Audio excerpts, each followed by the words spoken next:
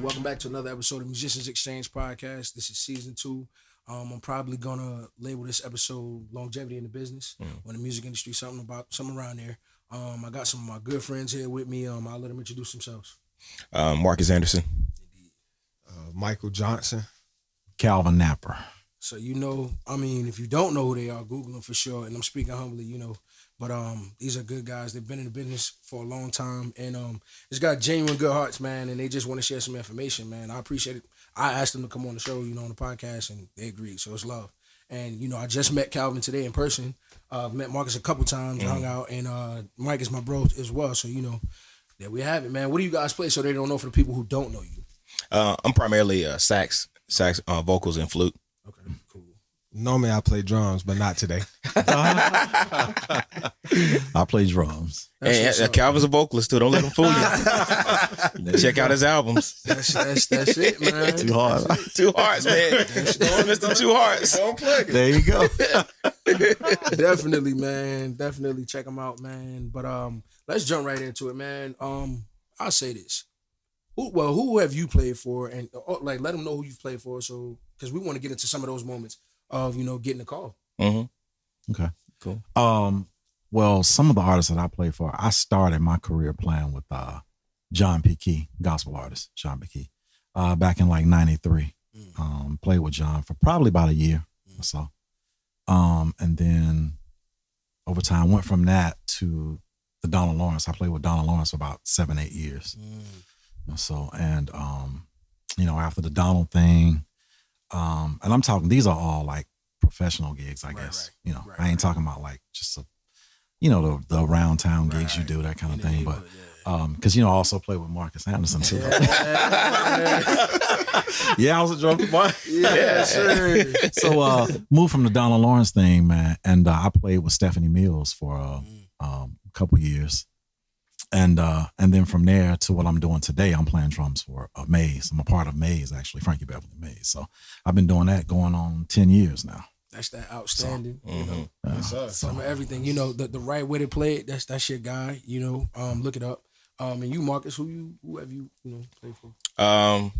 Play with Calvin Napper and the Destiny brother. I can't forget that. I mean, there's so many groups, but since he's here, I gotta mention Calvin Napper and the Destiny brother. That was me, me, Calvin, and Vincent Crenshaw. We played a lot around town in the area, but like even around that, a couple of jazz people, Bob Baldwin, Marcus Johnson, a lot of piano players. Currently Brian Culberson, I'm being featured with him. We got a 3-month tour coming up, April to June. We're hitting 70 cities in the U.S. But on the R&B tip, CeeLo Green, Anthony Hamilton, the late Prince, Sheila E., and like all, just the list goes on and on. Man, these guys have it. Mike, I don't want to leave you out. I know you working something. Man, I'm kind of in the middle of the road. Okay. I started off, my dad's a professional guitarist, so he actually started me out in jazz records. So I started out, ironically, playing for a hip hop band right out of college, toured the country. From there, I started playing for a Grammy Award-winning artist named Don Flemings. That was a jazz trio. So I was on the road with him for a number of years, right up until my daughter was born. After that, I started playing for a country artist named Reese Palmer, who I still play with today. I've been with her for about 6 or 7 years. She puts up with me, so I definitely appreciate that. She's a cool artist. Yeah. From a local standpoint, I've played for an artist named Brandon Murphy, who was signed to Sony. I've been able to share the stage with him just last week. I played for Adrian Crutchfield. Yeah, it's killing too. Oh man, I'm just trying to do my job. I'm a production manager as well, so that's how I kind of step in the gap. And from there, I've worked with everybody from Outkast to I'm on the second year of the Millennial Tour. A lot of people on the production side. Man, it sounds like y'all got some years worth of work and experience, man, under your belt. And you know what it takes to work in this game, like longevity, long term. Not just speaking in not a couple months, not a couple years. I had a good strong 5 years. No, it's been some time. We say 8 years. Yeah, a number of artists and stuff like that. So that's what we want to get on. I'll ask you that straight up. What are the keys to working longevity or working long in the business? What are some keys? What do you consider? Cool, you want to go first? Well, I can. I think one of the main things is, your ability to be able to get along with, the people that you're working for. You know what I'm saying? Respecting the artists that you're working for. You know what I'm saying? Like when it comes to, catching flights and doing that kind of stuff and making sure you don't miss flights, learning material, just respecting the gig, the artists, the music, are some of the keys, in my opinion to longevity. That's just the start of it. You know what I'm saying? I know guys that have lost gigs and couldn't maintain gigs just because they don't catch flights on time. They don't get to lobby call, you know what I'm saying? When it's time to leave and stuff. It's little stuff, and it's those little things that mean the most, you know what I'm saying? So, this is my opinion. That's a few of the things from my standpoint. Yeah, so, I mean that's key. People think, a lot of times it's the art, or not the art, but the talent that you have that gets you there. I'm like, no, that's kind of really like 20% of it. A lot of it, I know some artists that won't even hire you unless they know how your hang is. They want to hang with you first. Yeah. If they seen you a couple of times, it's like, what's the hang like? If the hang seem cool, they'll ask around like, what's he like? And then they kind of watch you, and then they hire you, based off of that. I mean, in the other ways, I guess, to build longevity is consistency. I'm playing with like some of these other artists are cool, but I got discovered from being a solo artist. So I've released like so many albums, but to do that, I had to keep consistent regardless if, I made a lot of money from releasing an album or a lot of money from a show. No matter what, I had to keep it consistent. I had to keep the brand consistent, whatever it was that I was given. So, consistency to me is always key. That's real. Yeah. I agree. Marketing yourself. Yeah. Consistency. I agree 100%, man. Because you get tired of it. You get this, gets tired. Yeah. I will speak on it, and I'm being very, transparent. Mm-hmm. A lot of people see, it was a great episode.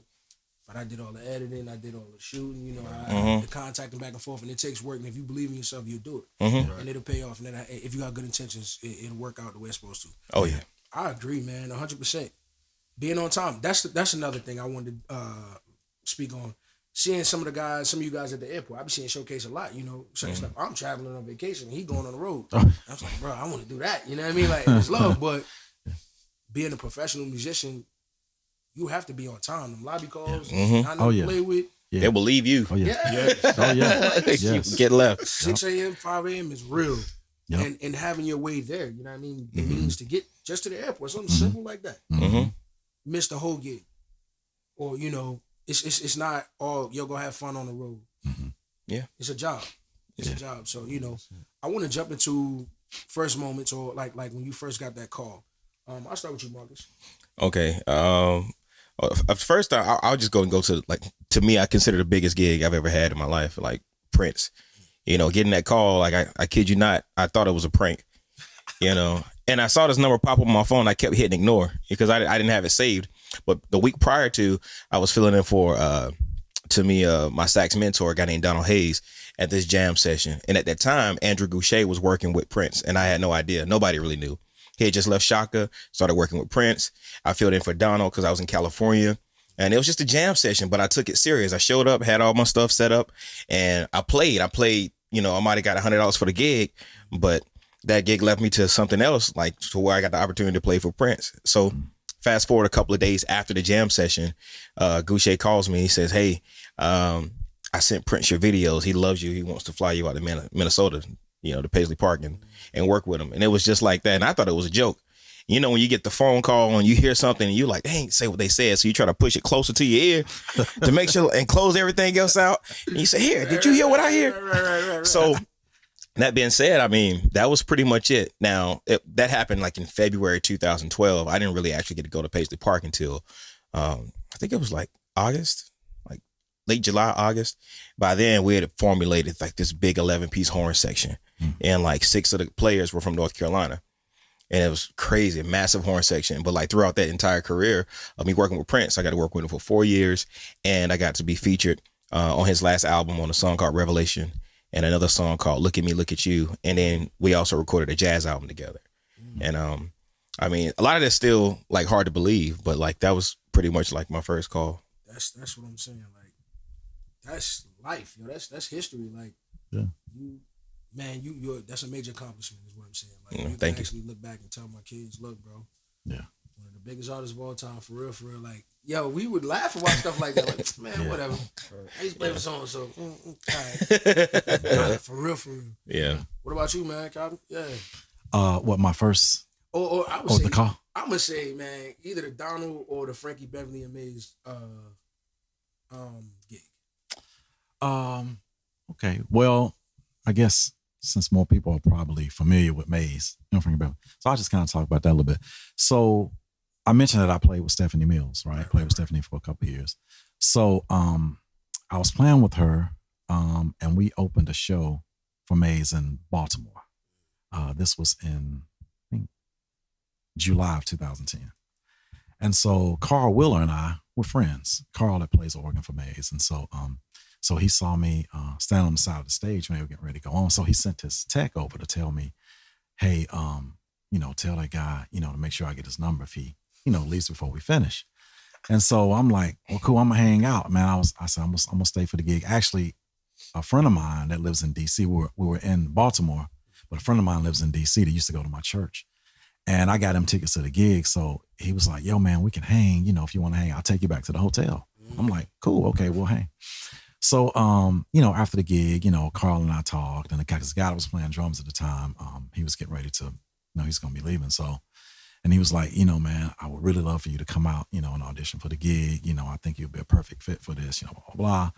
And so we talked a little bit, and that's kind of how that happened. Probably like about, I don't know, probably 4 weeks later, I got a call from Frank's management on the West Coast, and told me about the audition and all that stuff. So I flew myself out, did the audition. They kept me over an extra day, and I played the next day, and so it was like a welcome to the Mays, to the family of Mays, fold of Mays. And it was like, that's pretty much how that went, man. So they heard that pocket. They heard that groove. They heard that groove that didn't move. That groove that didn't move, man.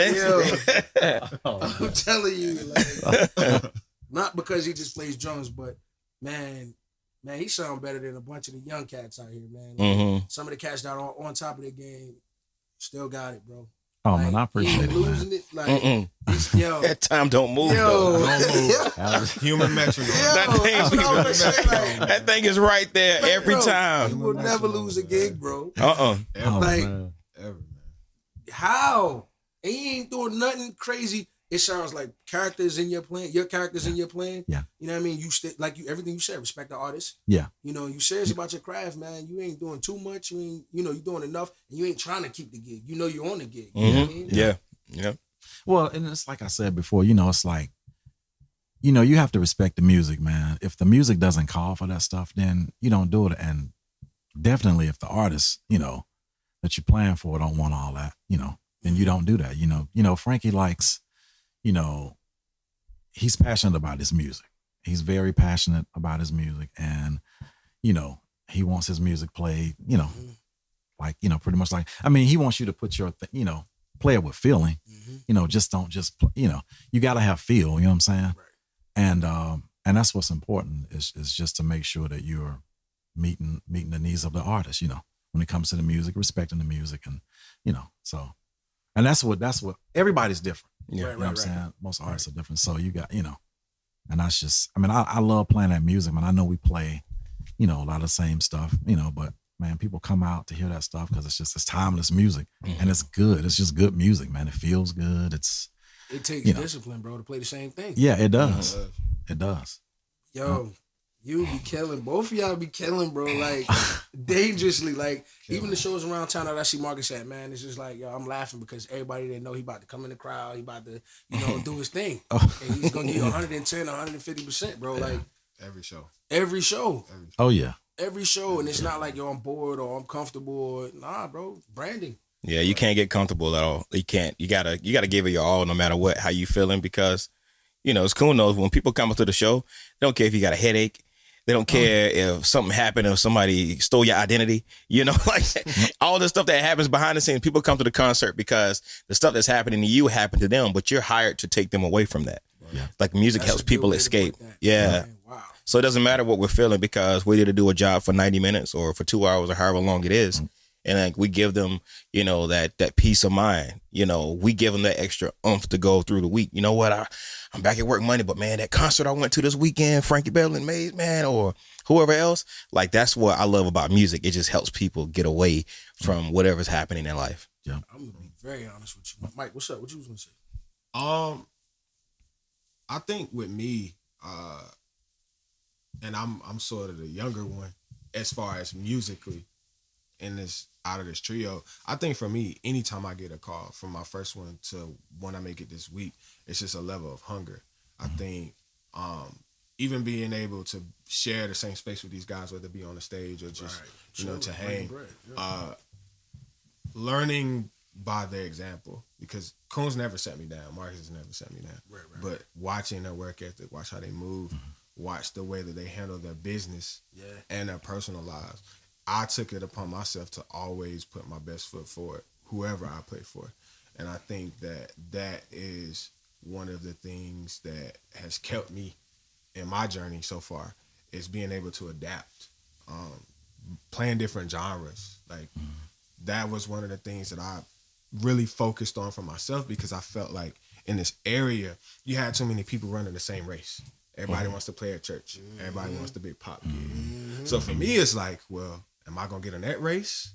Or am I going to get in a race where there's an actual need for musicians? Right. Yeah. So I think like that's how I got with Don Flemings and played for him for years, because nobody wanted to go out and travel and swing. You know, regardless. I mean, we did major venues. I was gone. I mean, I had to leave for 10 weeks the first week my daughter was born to tour with him. So did some major stuff with him, but it was literally a 24-inch kick, a floor tom, a ride, and a crash. And I had to do it for 60 minutes, you know? So it's one of those, even with Reese Palmer, it's a real country gig. She was one of the first African-Americans to like chart Billboard when she was at the height of her career. So I really have to play country music. And it was one of those things to where, do I play to prove to a musician? Do I play the music? And I think that's just how I approach everything.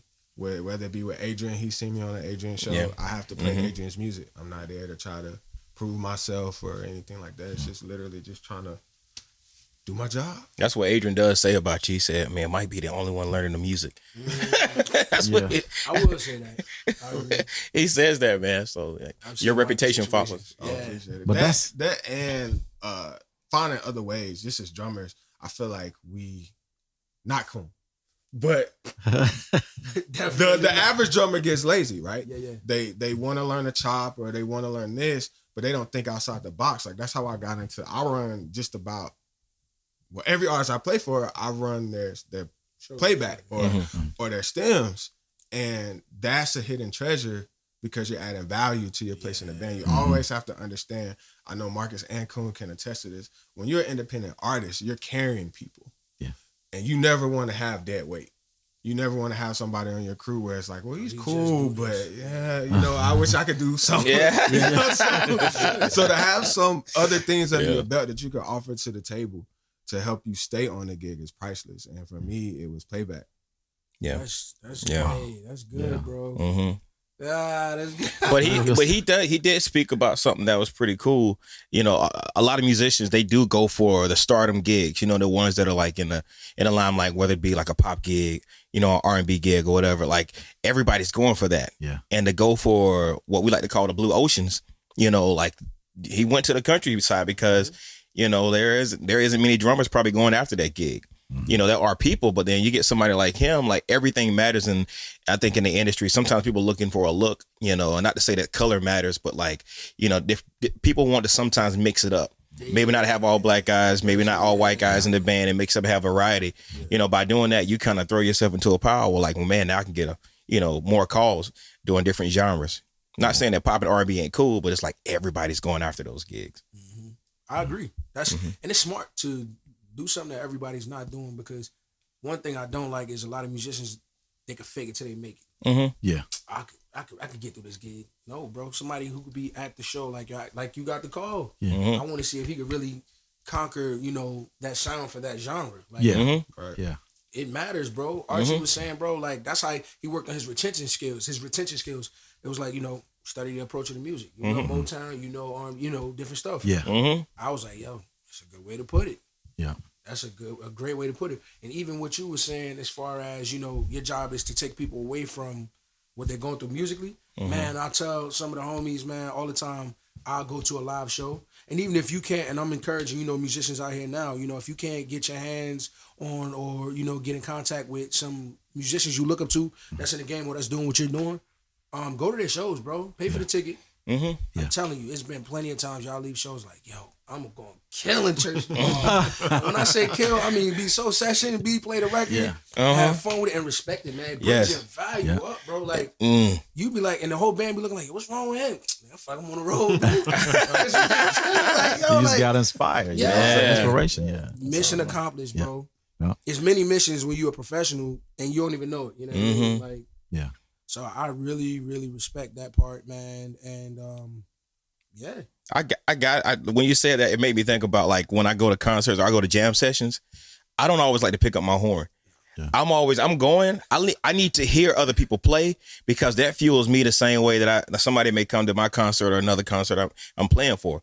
Like hearing like Coon play or Mike play at a concert or you, I'm like, man, okay, that's cool. And I'm like, I'm taking mental notes because I'm always learning. You know, I don't know everything. To me, I think I know very little.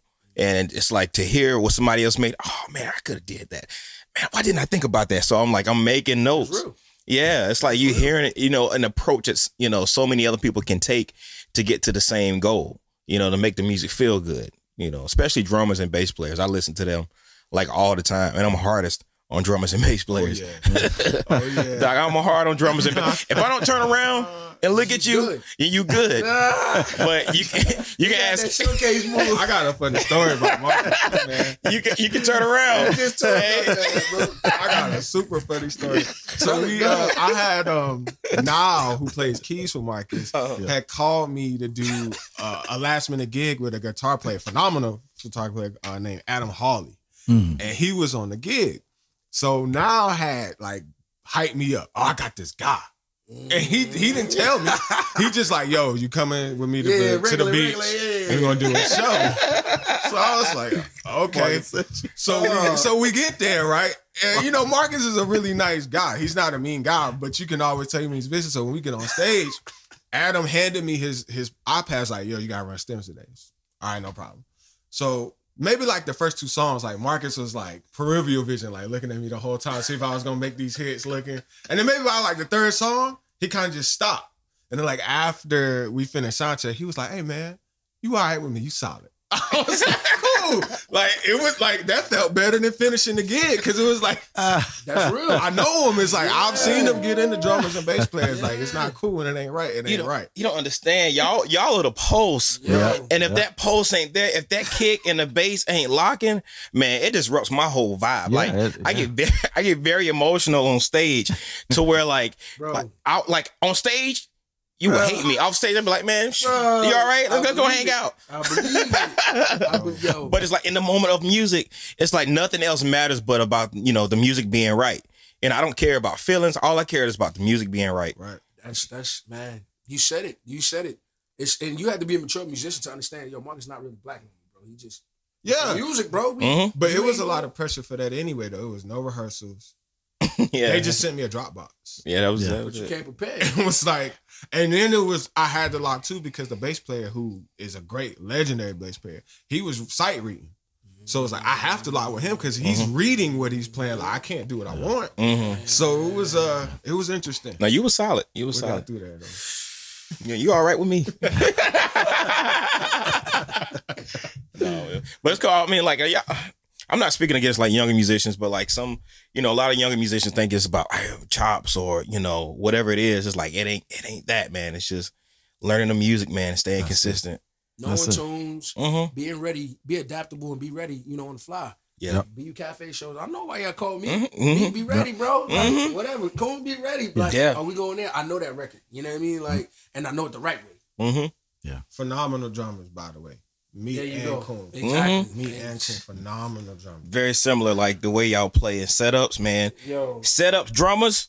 Set me up. Preacher. Let me know when I'm going to the chorus or the verse. Do not play straight through. Don't play straight through. Yeah. I learned about all that stuff, man, working with Cedric Thompson, man. Oh yeah. You know, doing records and stuff with him, man, and with Donald, man, some of the highlights of my life, man. Like, especially like working with Cedric, man, and Mel, you know, Reggie, Daniel Witherspoon.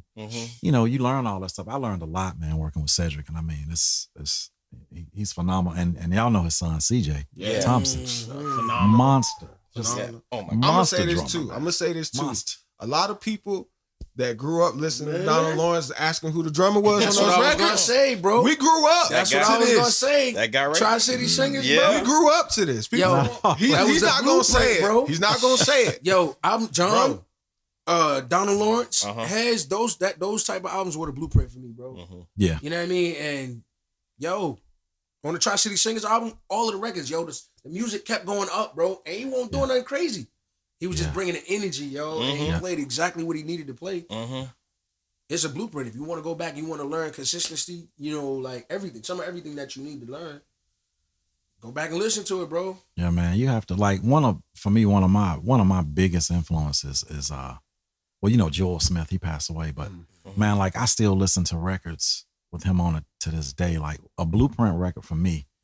And you know, I tell a lot of musicians, the Hawkins album, A New Dawning album, Joel played, I mean, he played so musically on that, man. It was just like, you know, listening to that, the way he set stuff up and the way he colors, man, it's just, It's amazing. he's just so musical. And like he's every drummer's like kind of, you know, blueprint for how to, you know, how to play drums, you know, how to record and stuff, right? And then bass players love him.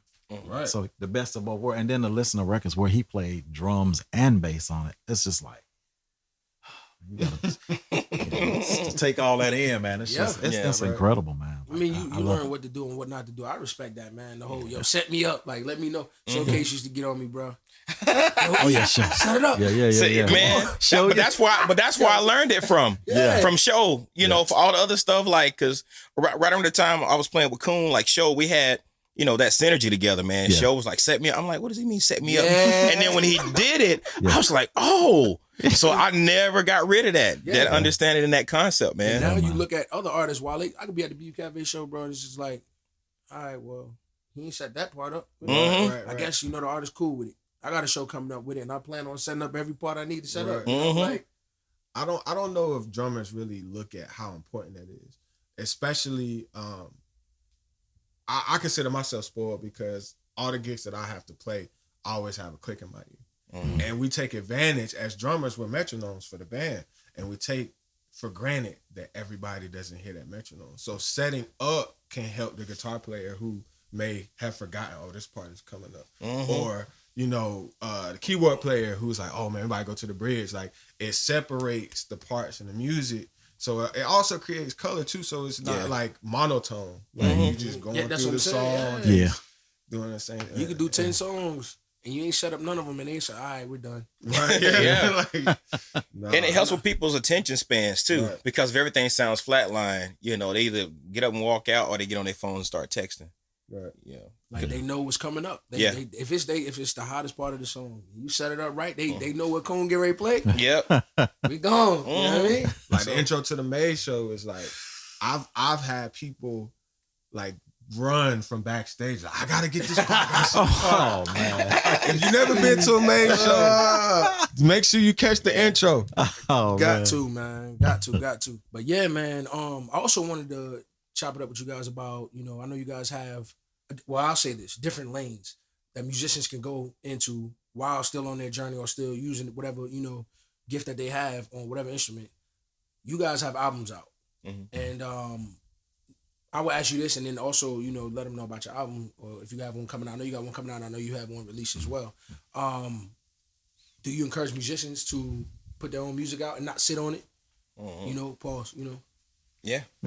No, definitely. I heard this quote from my pastor, youth pastor, Pastor Brian, and he told me 80% to the world is better than 100% in your head.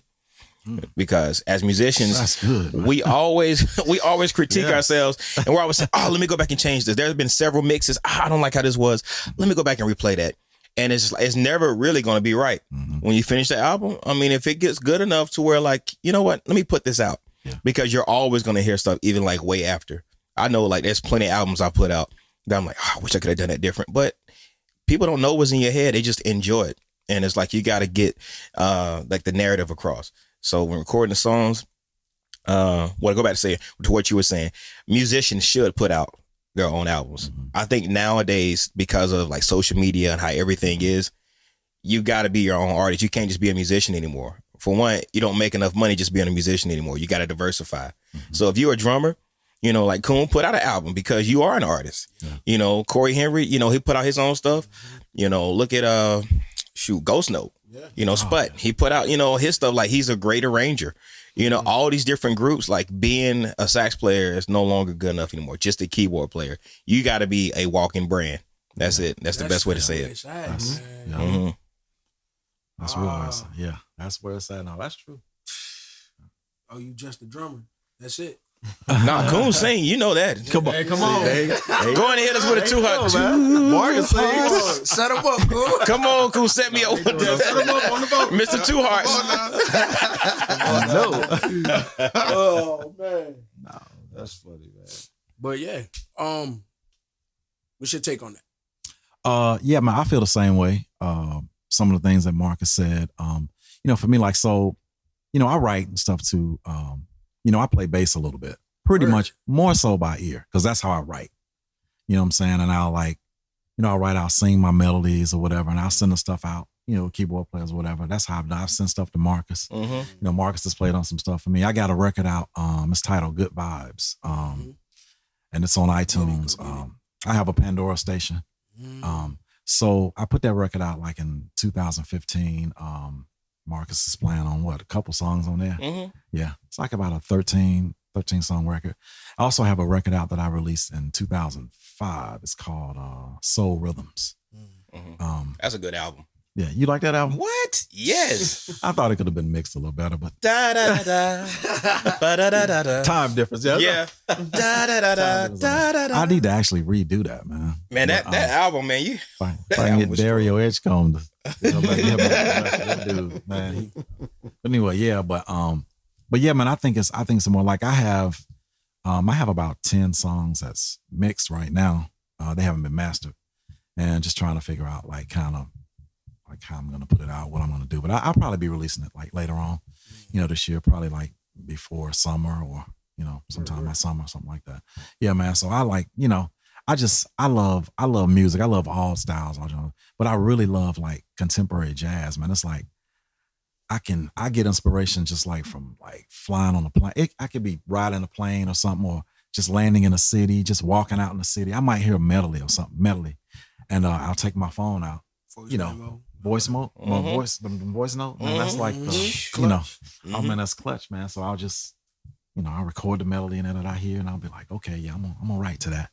You know, I'll come up with a bass line or whatever, and then it's, yeah, man. But I love that kind of stuff. I really love like contemporary jazz, just, you know. But I like like I said, I like all genres, a lot of styles of music, but you know, but I do love contemporary jazz. That's what's up, man. Yeah. Mike, you working on the album coming up? What you no, I'm not even working on the album. Set him up, Mike. I feel like he just went ahead and said it right on. Yeah, no, not doing an album. Nah. I feel like my path was production. I think that's where not only my alternative, but also my end game came, because I can't sling sticks forever. Facts. And I think coming from a business background and being able to lead on a different scale, I won't say a larger scale, it's a different scale, it's a different side of the business. I think for me, it's something that I chose to do. Kind of fell in my lap, if I'm being honest, and I just been rolling at it ever since. But I feel the need, it's two things that I would say. I feel like Marcus said, piggyback off that, being a musician is just not enough. I think all of us have children, right? I don't have.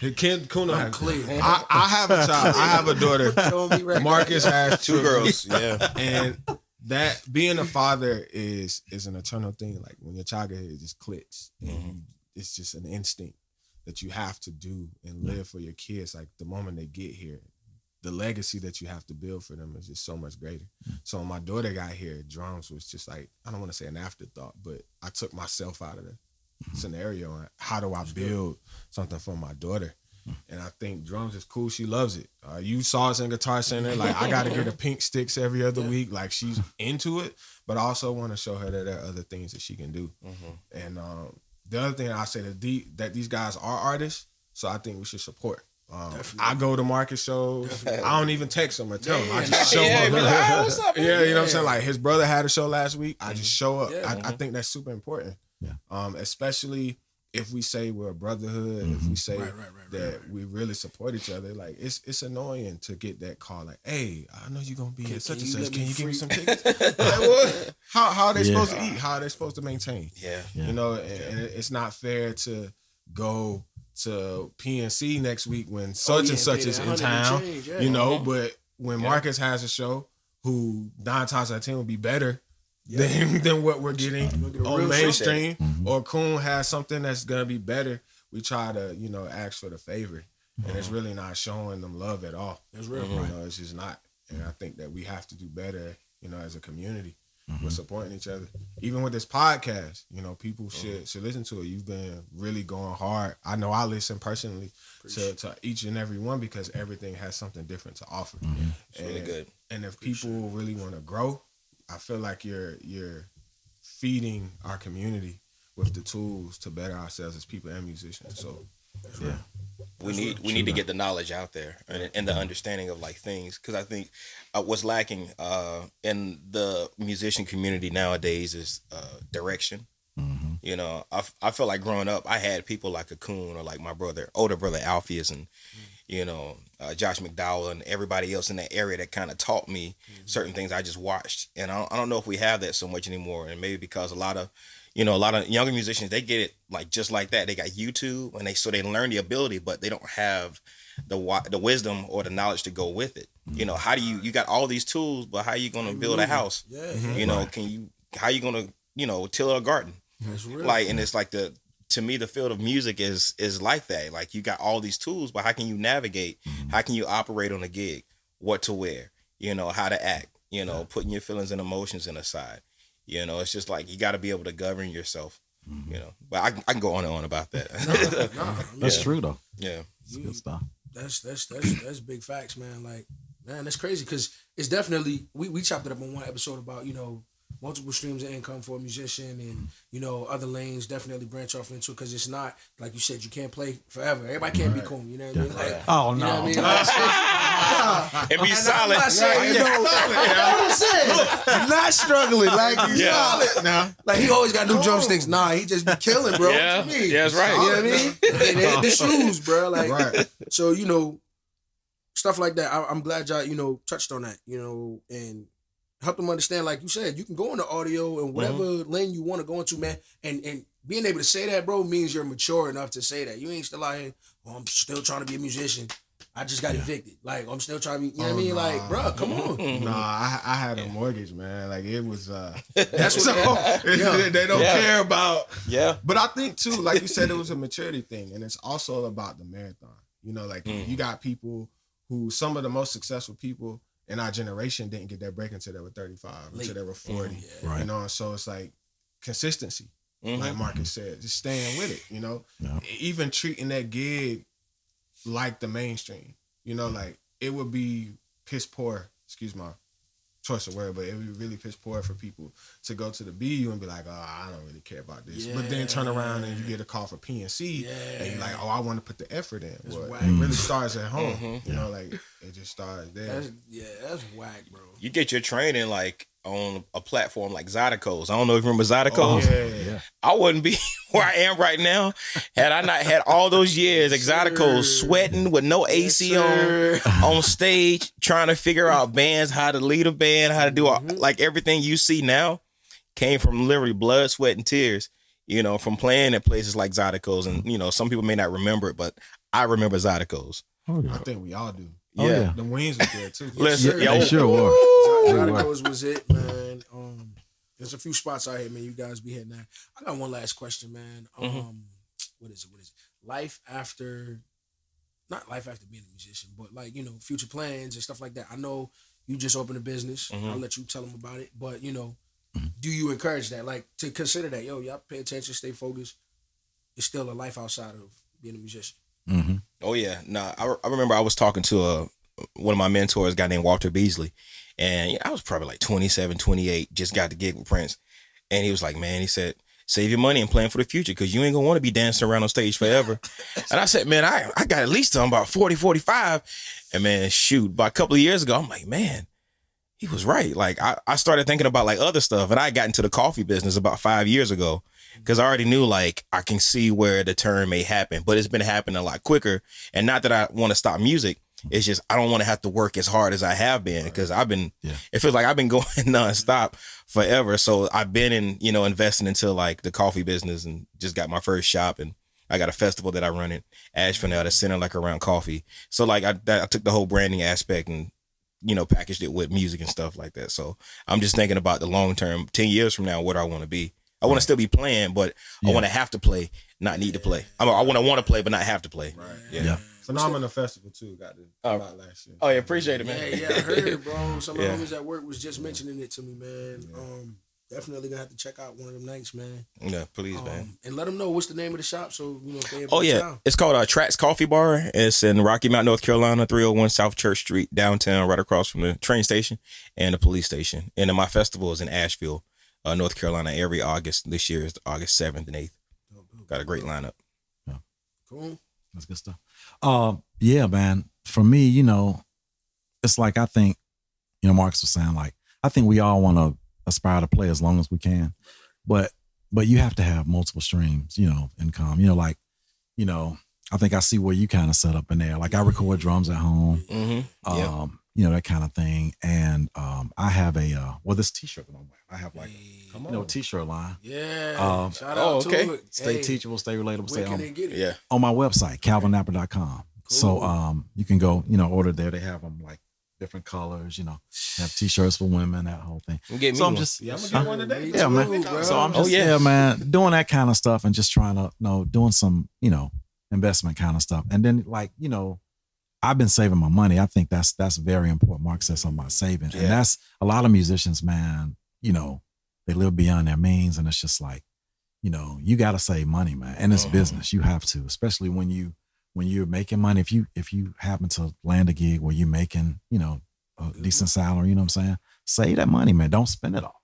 Because there's going to be times where there's going to come a time. I'm sorry. It's guaranteed to come a time where you going to need to, look back and say, yeah, I can. Okay.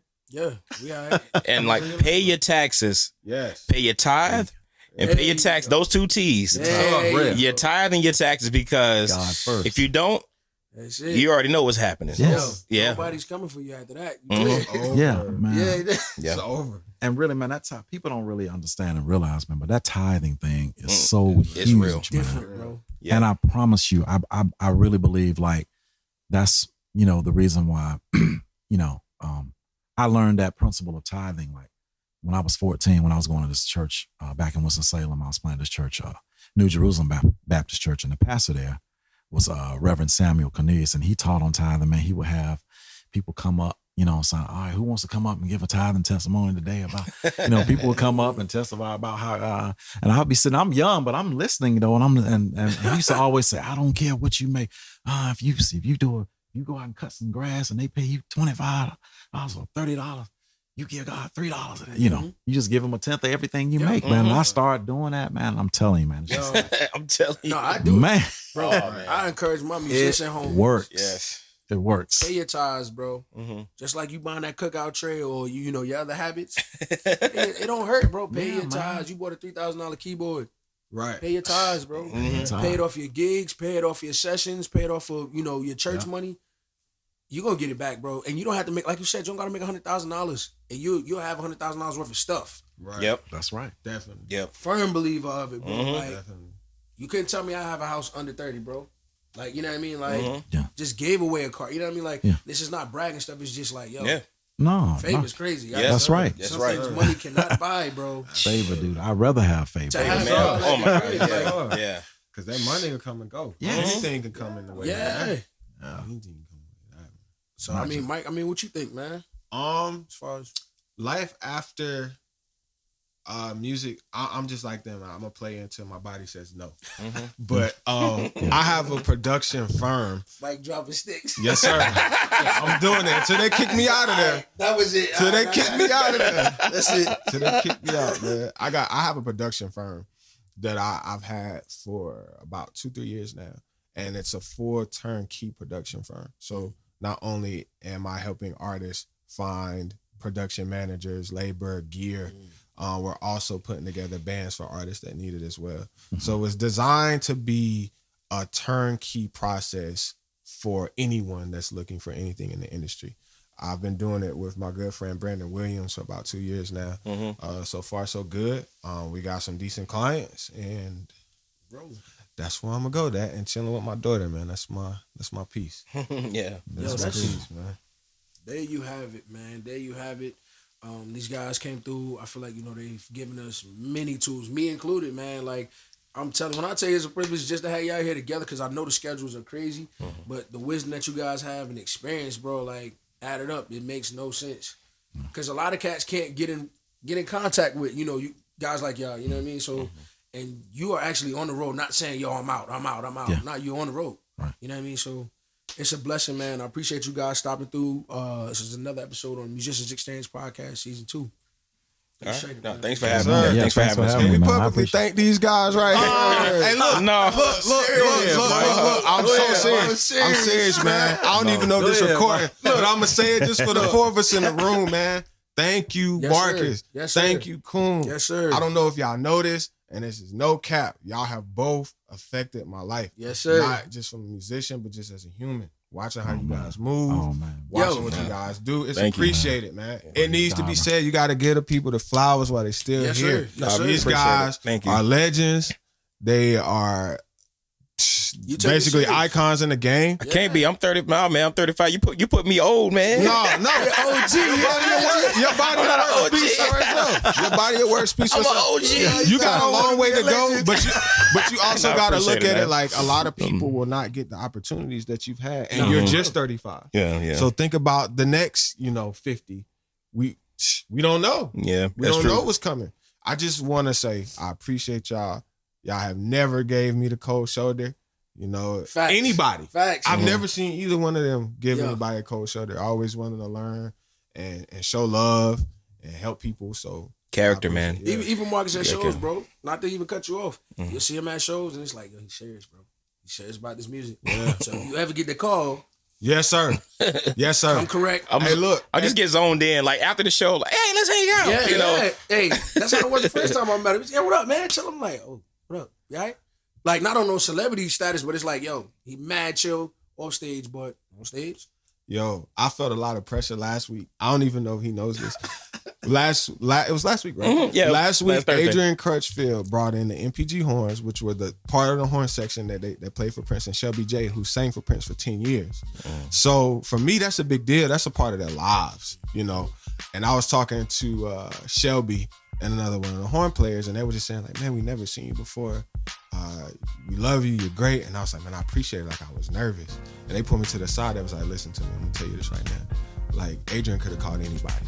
Yeah. So he loves you. Yeah, he could have. If you would have screwed this up, you wouldn't have been here. So, But you played like the feels, everything. I was like, okay. A lot of it started feeling nostalgic, man. Like we was on stages, the groove was there. So yeah, you good. You good. Mike in the group. You all right with me, man? Mike in the groove. He said, I'll call you. I Yeah. This time. Oh yeah, you stupid.